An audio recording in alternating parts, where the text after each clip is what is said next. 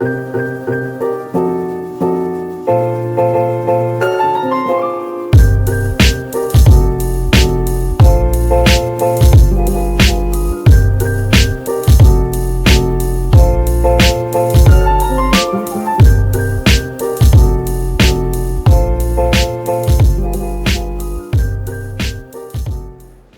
boys and girls, welcome to day 8 of this bathroom renovation. And I don't know if you followed the whole thing or not, but it started out with bare walls and basically some steepling type of ceiling material, which I scraped off the other day. And I have to remediate some of these areas later on. But first things first, a couple of hiccups, a couple of snafus. The way I start my tile is a little contingent on the material I'm working. Strike that. Is a lot contingent on the material that I'm working with. So we have a, where'd it go? I wanted to surprise you guys. I wanted to surprise you with the final result, but here is the blue sparkly beveled tile that's going to go in the center. It's going to go in the center here, waterfall design. Really, really nice. Then there'll be some, I think there's 5. Yeah, there's 5 going across here. This will be the center one. So what happened, I wasn't adherent to my own standard of measurements and yada yada yada yada. So by the time I did the measurement center from here to here, which should be 12 inches across equals 5 of these, I wasn't up here. I was half an inch off. Half an inch. So my customer, a little picky, I'm going to say, and so am I. You know, I like things to be symmetrical in the center and stuff like that. So we agreed that I would move it half an inch. It's a drop L that's attached to a vertical board. And so not a big deal. It took me like 5 minutes to make that repair. 5 minutes to make that repair. Not a big deal. So that's the first snafu, hiccup, if you will. The second one is that they're a little ambivalent on what to do here. On my advice, they were going to do herringbone, but it would end up being maybe 2 tile going up and down, back and forth. It would end up looking like sergeant stripes rather than herringbone. I mean, it would kind of pick it up, but a smaller tile, maybe this size on a mosaic, you know, skinny one that's on a mosaic, that was already pre-fashioned to be a herringbone would have been a better choice. And I know they have that at Floor & Decor. They have really tiny ones that are on herringbone. I don't know if they have it in blue, but they most certainly have it in white, so I suggested that. But they're not really sure what to do. And then they decided they wanted it just, let's put it here. The problem with bevel is that wherever that bevel ends, it has to kind of, my opinion, it has to kind of drop. The math has to work, because it would suck to have to cut off part of that bevel, or cut off part of the tile for that matter. Glass. Same with this. It would match this stagger. It would match, but eventually part of it's going to be cut off. I don't know. They don't know either. So I'm stuck, because normally what I would do, I would throw a ledger board up here and start running my wall tile up off of that ledger board. But I already know that by the time I get up to here, I have to stop. By the time I get up to there, I got to stop, and that's a couple of 2 or 3 hours to make that happen. I can't do anything here because all this tile is going to touch the floor, and I don't want to interrupt the flow of that. So I'm kind of relegated to only doing the floor today, because if I have an issue with the wall, then I'll do the niche first, which will take, complication issues aside, will take about an hour to an hour and a half. This will take about 2 hours with that tile. Yeah, about 2 hours. So not a whole lot I can do today, day 8. I don't know, I'm across the board sometimes. Also, there is a discrepancy of half an inch, half to almost a 3/4 inch from that, which I mentioned the other day, to there. So I want to do the floor first so I can remediate some of that half inch. I can build up my thin set slightly and get rid of that half an inch discrepancy. That's why I want to do the floor today. I don't want to do the walls and then have some type of weird cuts that happen. You know what I mean? Yeah. So that's what I'm going to be doing, is the floor first. And I'm going to dry fit all of this stuff first before I mix up my thin set. But yeah, that's what's going on. That is what's going on today, and I will be back if there's anything that I can show that I think is important to know. Which is kind of weird because I don't know how much of this anybody's learning, but I just feel the need to put out information when I can.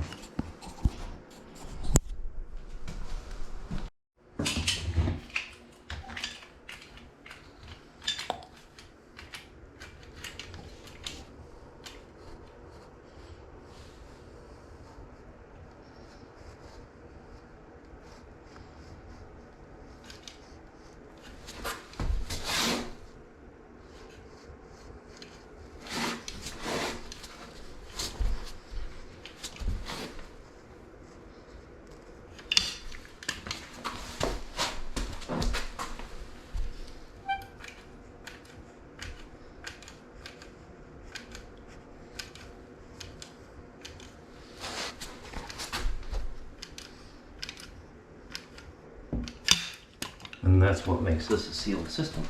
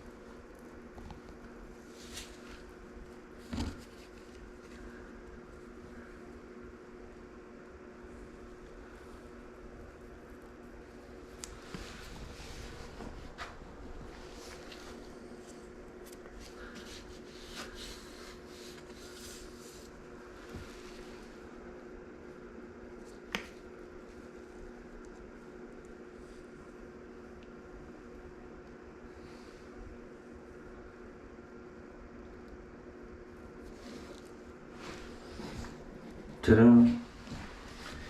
So I have to let that dry. I'll let that dry for about 30, 40 minutes. Check this one little area.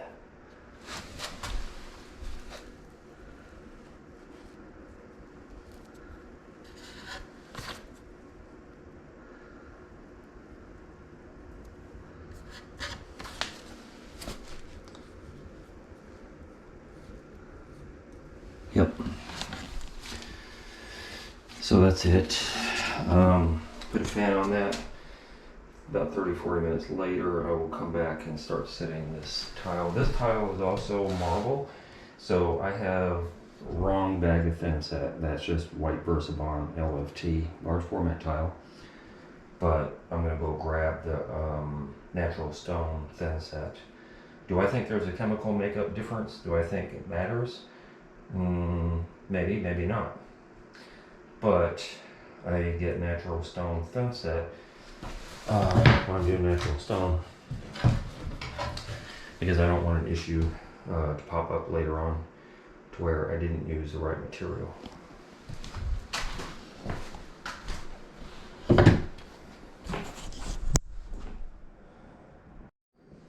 Well, I am back and the caulking has dried, and I have started doing my dry fit with these pieces. These are all scrap. The rest of the floor outside here is going to be done in the same material, so I'm saving all of these that are cutoffs. But the dry fit has to be done. That way when you start mixing up your thin set and putting tile down, you're not guesstimating where things go. You know exactly where they're going to go. So, oh, something that I can actually teach. I don't know if it's a teaching thing. People ask about the bump out, you know, on the pan liner when you do the fold on the corner. Doesn't that bump out your wallboard? Yeah, slightly, but you're putting fasteners in there and pushing it back as much as you can. But it does do a bump out, even though I push in some rock and dirt rock and things like that into that bump out. There's still a slight bump out. So I take off the last 2 or 3 tile, since my folds are on both corners on that end, and those will be shaved down to fit. So that kind of helps somebody, I hope. Anyway, the dry fit is finished. All these little pieces that are going to go in the corners left and right, I'll just piece those in literally as I go along.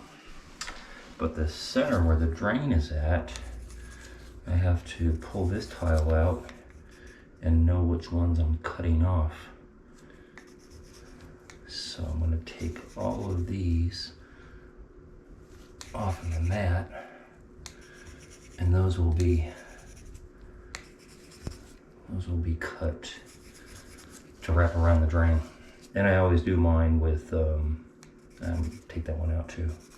I always do mine with a little taper cut. You'll see it at the end. There'll be a little taper cut. I don't like them flush up against the drain. But yeah, it looks good. It looks good. It's just a bit busy for my liking. So, also, something else to know.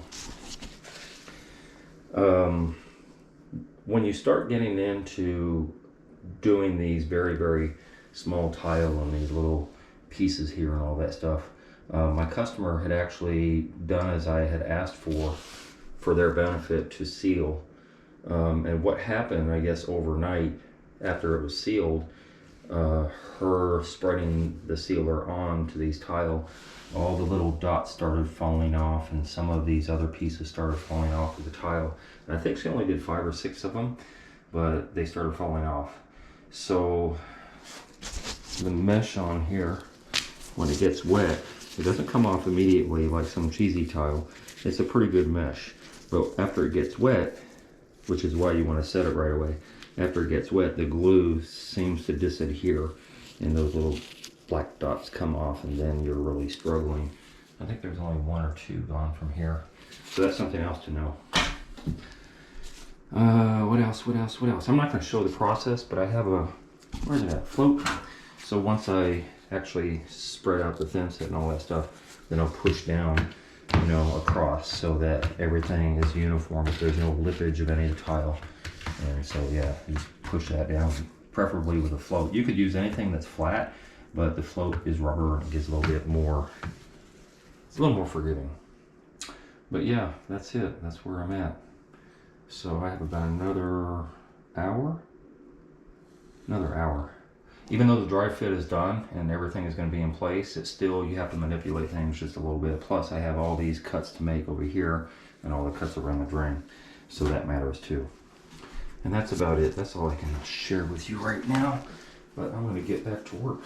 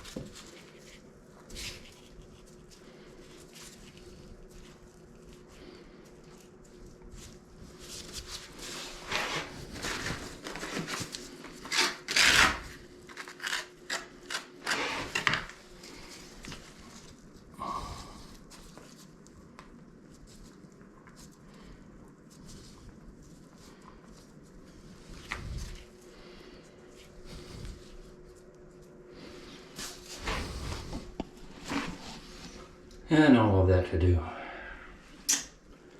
Long, tedious process. Alright, the floor is set. I'm a little disappointed I couldn't do the niche because I had to throw away a bunch of thin set because I'm usually doing both and I can't measure exactly how much I need. But it's done. It looks nice. It looks like it flows. And the big issue is not seeing any discrepancy between the sheets. So there's 15. Yeah, this is 3x5. A little better than 15, yeah, about 15 square feet. I also do little taper cuts around the edge of my drain.